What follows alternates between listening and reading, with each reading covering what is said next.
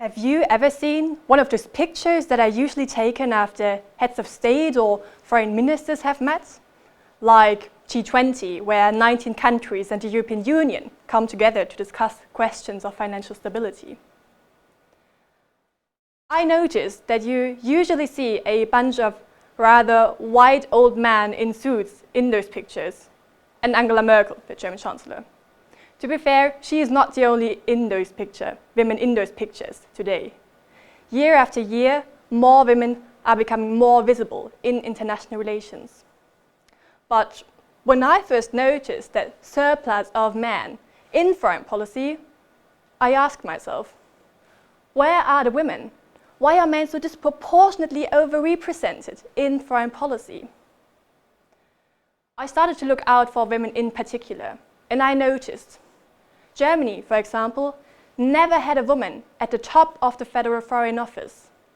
The Secretary General of the United Nations has never been a woman.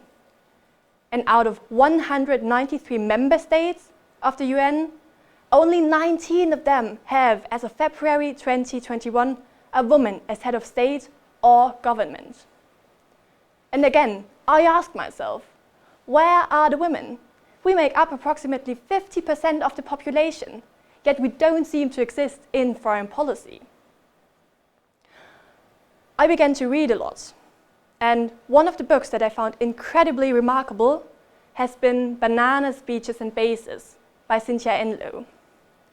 Enloe shows how women and their participation in foreign policy have been made invisible over centuries. Diplomacy relies on trust and confidence between diplomats. Diplomats that have mostly been male for a very long time. Where do you usually build trust? Well, you can invite people to your home and create an atmosphere where people can mutually establish confidence. You organize a dinner or a party. Open your house to other diplomats. But who is organizing the whole thing? Diplomats and their governments have, during the last century, relied heavily on the diplomats' wives to perform this task. It was expected from those diplomatic wives that they would serve the country by organizing these social events, by doing volunteering work, and by accompanying their husbands to other social events. It was expected from them that they would give up their careers and serve their country. But other than the husbands, they were not being paid for their services, for laying the foundation for smooth diplomatic relations. Luckily, this has changed. More and more women are becoming diplomats, and it is no longer expected from spouses to serve unpaid. But as a takeaway, the story of those diplomatic wives shows us a stereotypical depiction of the public sphere as a male space and the private sphere as a female one. It shows us how marriages were being used to advance the career of male diplomats and to advance diplomatic relations. And it shows us, in Enloe's words, and here I quote, that the personal is international and the international is personal. End of quote. Another example, terrorism. If you think about a terrorist, who do you think of? I, to be honest, think of a man. Media and politics have taught me to think that a terrorist is typically male and adherent of an extremist ideology. They furthermore made me think that women are normally victims of terrorism and not the perpetrators. This is quite interesting, I think. So, what happens if a woman actually commits a terrorist attack and thus contradicts the picture of the woman as victim? Karen Gentry and Laura Sjoberg have identified 3 narratives that can frequently be found in the media.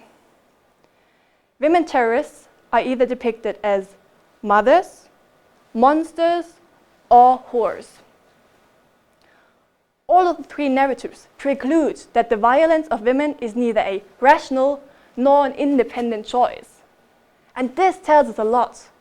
While terrorist attacks committed by men are explained by their ideology or their social and economic status, gender seems to play a much bigger role in explaining and justifying terrorist attacks committed by women. Women are not supposed to be violent. They are rather seen as peaceful, emotional, or innocent. Yet, the first person ever to be sued in court because of terrorist activities was Vera Zasudic, a woman in 1878. Suicide attacks committed by women are more lethal than other suicide attacks, meaning that more people die. Women have been active in different terrorist groups, in different roles. Yet, terrorism is still associated with being a male space. Women are being victimized by both parties of nowadays war against terrorism, by states from the global north who want to save women from what they call patriarchal societies, and by fundamentalist religious groups who want to save women from what they call the oppressing lifestyle of Western states. Women's rights and the liberation of women have been used as a justification for the war against terrorism by the US administration. Yet, the Revolutionary Association of the Women of Afghanistan spoke out against the bombings of US forces, as well as against terrorist attacks committed by Taliban. But they have not been heard by either of the parties. Even when women actively advocate for their political priorities, they are being denied agency and are not being heard. They are being denied the capacity to make their own choices and to act independently. All in all, those examples of diplomacy and international terrorism show how diplomatic practices and attitudes towards questions about international security are gendered. Gendered in a way that they don't depict a neutral standpoint, but that they perpetuate stereotypical gender constructions. Foreign policy is built on unequal power relations, and it marginalizes the lives and experiences of many people. It systemically denies agency of all those who do not represent hegemonic masculinity. Or, as Antigone puts it, and here I quote, "In the West, the image of a foreign policy maker has been strongly associated with elite white males and representation of hegemonic masculinity." End of quote. And this is a problem because both the Universal Declaration for Human Rights and the European Convention for Human Rights grant all persons the same human rights without distinction of any kind, such as sex, race, religion, or language. They both prohibit discrimination based on any of those attributes. So, how do we combine then this patriarchal foreign policy, which fosters inequalities, with those human rights provisions? We just can't. And this is why we need a completely new approach to foreign policy. This new approach could be feminist foreign policy. First of all, what is feminism? This question is difficult to answer because there is not just the one definition of feminism. There is rather a variety of many feminisms. When I speak about feminism, I mean to believe that all genders should have equal access to political, economic, social, and personal rights. Feminism acknowledges that gender is a social construction and that different kinds of discrimination, such as sexism and racism, can intersect and exacerbate each other. Back to foreign policy. The roots of feminist foreign policy can already be traced back to the 1915 International Congress of Women, where more than 1,000 women came together to demand the end of World War I.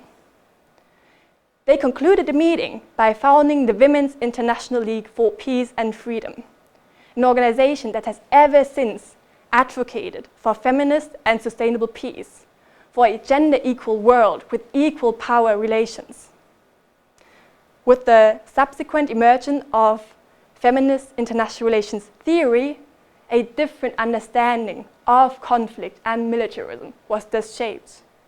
because those scholars began to analyze not only power relations in between states, but also in between individuals. They began to analyze who is affected by conflict and who decides about matters of peace and security. And they noticed that international relations, as well as foreign policy, were gendered. Finally, in 2014, Margot Wallström, then Foreign Minister of Sweden, announced the adoption of a feminist foreign policy for Sweden. Since then, a number of countries, such as Canada, Mexico, and just recently Spain, adopted or plan to adopt feminist foreign policies. So, is feminist foreign policy all about adding women to foreign policy then? No, it is definitely not. Christina Lunz, co-founder and co-director of the Center for Feminist Foreign Policy, put it that way. And here I quote, "Feminist foreign policy is not about adding women to the table. It is about smashing the whole table and building a completely new one." End of quote. A table, I may add, where everyone can participate, regardless of gender, race, age, or any other attribute. Feminist foreign policy questions the status quo. It questions unequal power relations, and it questions hierarchical global systems. Whereas traditional foreign policy focuses on the security of states and is based on patriarchy, militarism, imperialism, colonization, and racism, feminist foreign policy puts the individual on the center stage. Human security is at the core of feminist foreign policy. Let me explain this. Even if a country is not in conflict with another country, thus there is a high level of state security, people can still feel insecure because they are excluded from political processes, face racism, or lack the economic means. Feminist foreign policy, on the other side, prioritizes human security. Human security implies the security of the individual, the safety from threats like oppression, disease, crime, hunger, or poverty. Feminist foreign policy acknowledges that injustices, such as gender inequality, exist worldwide, and that those inequalities contribute to human insecurity. It is precisely those inequalities that feminist foreign policy seeks to overcome and to eradicate patterns that exclude or oppress people. To do so, feminist foreign policy analyzes power structures. It asks, who has power and who uses it? How is power maintained and for what? Feminist foreign policy analyzes who gets to speak in foreign policy, whose voice is being heard and whose is not, or is even being silenced, whose experiences are considered relevant and whose are not. Feminist foreign policy prioritizes cooperation over domination and exclusion, because it acknowledges that human rights are universal and that everybody has the right to live in dignity, peace, and justice. So, how does feminist foreign policy look in practice then? You may remember I mentioned Sweden at the beginning. Sweden adopted the worldwide first feminist foreign policy in 2014. The central problem for Sweden is systemic gender inequality worldwide. And because of that, all actions of Sweden in internal as well as external affairs are based on the premise to change those global imbalances, to achieve gender equality worldwide. Sweden's feminist foreign policy is based on the 4 R's: rights, representation, resources, and reality. Besides, Sweden acknowledges the importance of intersectionalities, the fact that different kinds of discrimination, such as classism and racism, can intersect and exacerbate each other. However, Sweden's feminist foreign policy falls short of a mandatory monitoring or evaluation mechanism. And Sweden still exports arms to a country such as Saudi Arabia, where human rights, and especially the human rights of women, are being denied. So, to sum it up, the feminist foreign policy of Sweden is a start, but there's still room for improvement. Before I finish, one last word. I am a white European woman who grew up in Germany and who is studying at university. All in all, I am quite privileged. The story I was telling you tonight reflects my background and my standpoint. So no matter if you did like or did not like what I was talking about, I want you all to go out and educate yourselves afterwards, to get to know other stories and voices as well. I want you to observe how foreign policy is shaped, who gets to speak and whose voice is being heard, whose experiences and interests are considered relevant and whose are not. Because the story of gender, international relations, and unequal power relations can never fully and in all its aspects be told within 18 minutes.